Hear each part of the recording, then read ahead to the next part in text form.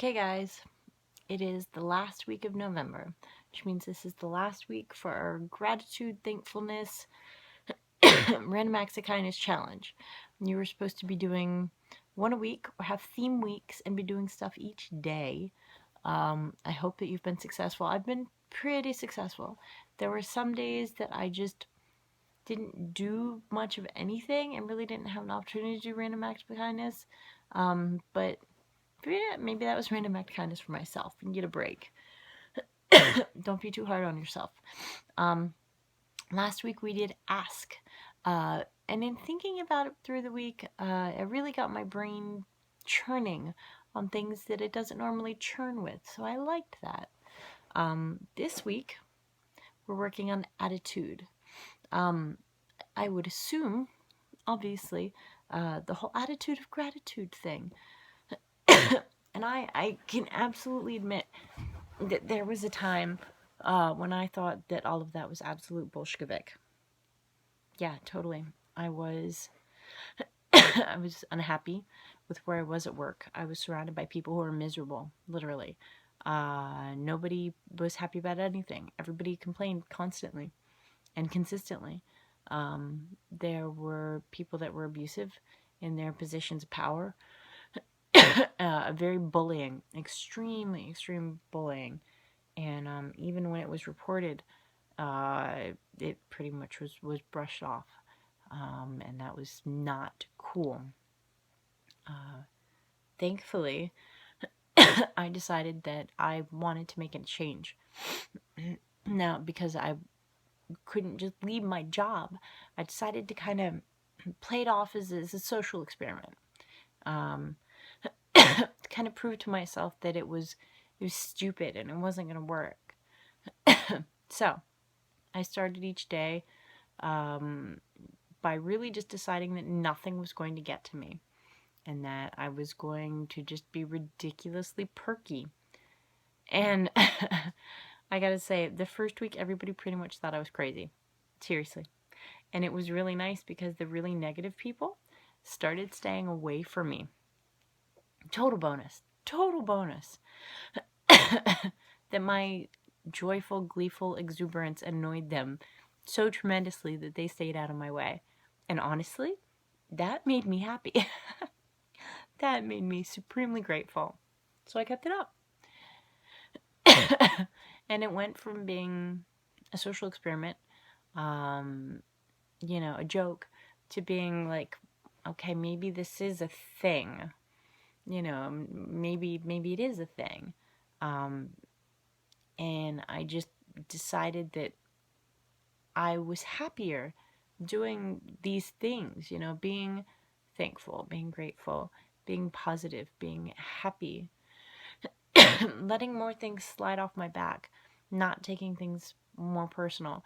I used to be very concerned with what other people thought about everything, me, stuff, things, the work that I did.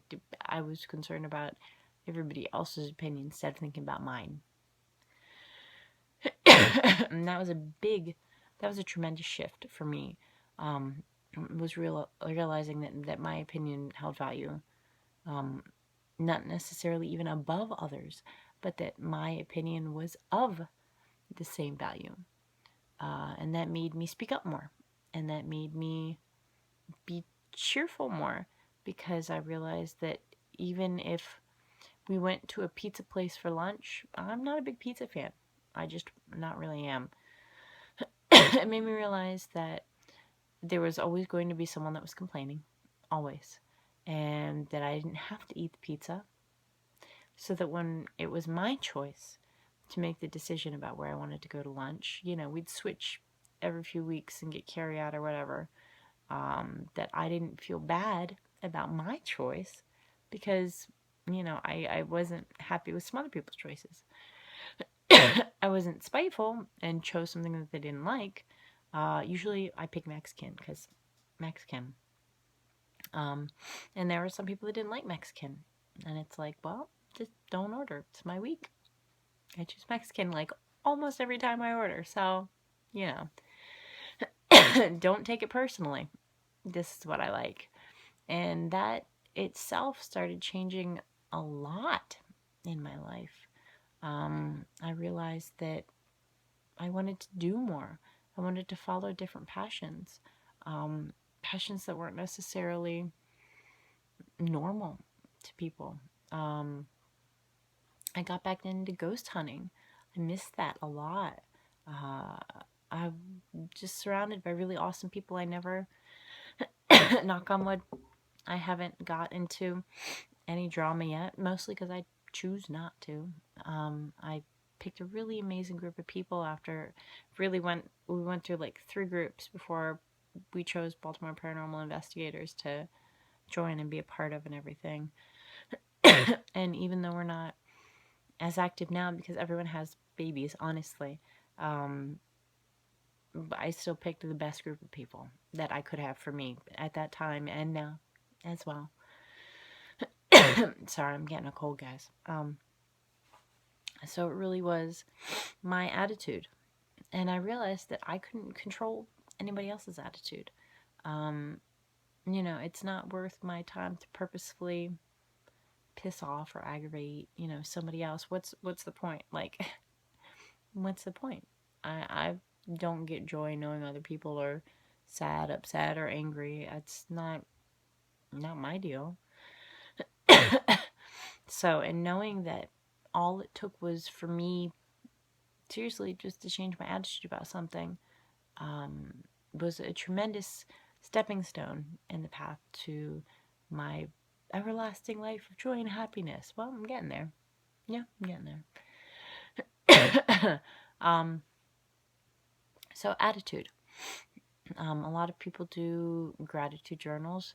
It is kind of tough to change your mindset if you don't have that mindset. If you're not surrounded by people with that mindset, you really do kind of start hanging around different people, just kind of dropping out of certain circles, and that's fine. It ended up being really great for me, and I know I hear that a lot as well. If you're unhappy where you are, change it. True story. Yeah, seriously. If you're unhappy and something needs to change, then start with you. So your challenge is 7 minutes in. Sorry, guys. Your challenge this week really is to think about your attitudes, not only towards life overall, but towards certain specific things. For instance, I know a lot of people get really upset about being late. I am super, super, super anal about being on time to things, being early to things. 15 minutes early is absolutely the way to go. Like it just is. And if I'm late, I am extremely apologetic and I ensure that it won't happen again. Obviously, if there are extenuating circumstances, there was a car accident that happened, your tire blew out, you ran out of gas. There's always something that we can't control, but our attitude can be, oh, this is the worst thing ever, this is the end of the world, or, okay, this sucks, I'm going to deal with this, life's going to continue. And that's pretty much what it is. I used to get really upset since I started driving with kids in the cars at people that drive like douchebags. Seriously, that's a super pet peeve of mine. Or if I see people driving like douchebags with kids in their cars, that really bothers me.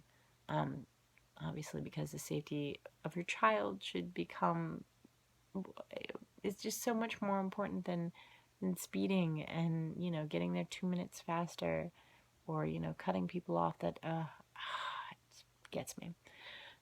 And I used to get really mad at people. Oh my god, what a douchebag. Why would you do this? You're not only endangering me and my kids in my car, you're endangering you and whoever else is in your car. Now I'm like, wow, they must be in a hurry because they're driving like a complete and total douchebag. I pray for you, complete and total douchebag. I hope that you get where you're going in a timely fashion and in a safe manner, because if you have a car accident, like 2 miles up, that's really gonna ruin my day. Passive aggressive positivity, But my point being, yeah, you're a douchebag, whatever. I've certainly cut people off by accident, but I always do the wave and the, oh, I'm so sorry, you know, I know I'm a douchebag. I totally didn't mean to be a douchebag. Sorry. Kind of wave, you know, everybody knows the wave. To the wave. Um, so there's a difference between a screw you, I'm getting in front of you, and I'm really sorry. I didn't mean to cut you off. I didn't think you were that close. Whatever. So I always say a prayer for people that cut me off.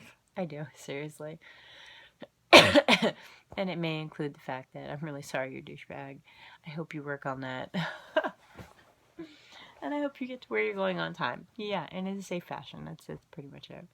Um, we have to understand that, you know, there's goodness and happiness and positivity around every corner for us.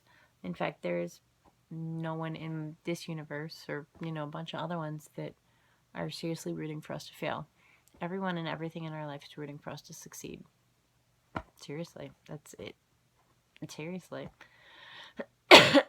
And that alone should be enough for us to be like, okay, well, you know, I'm going to meet today with a joyous outlook and, you know, hope for whatever the future brings. Hopefully, awesomeness.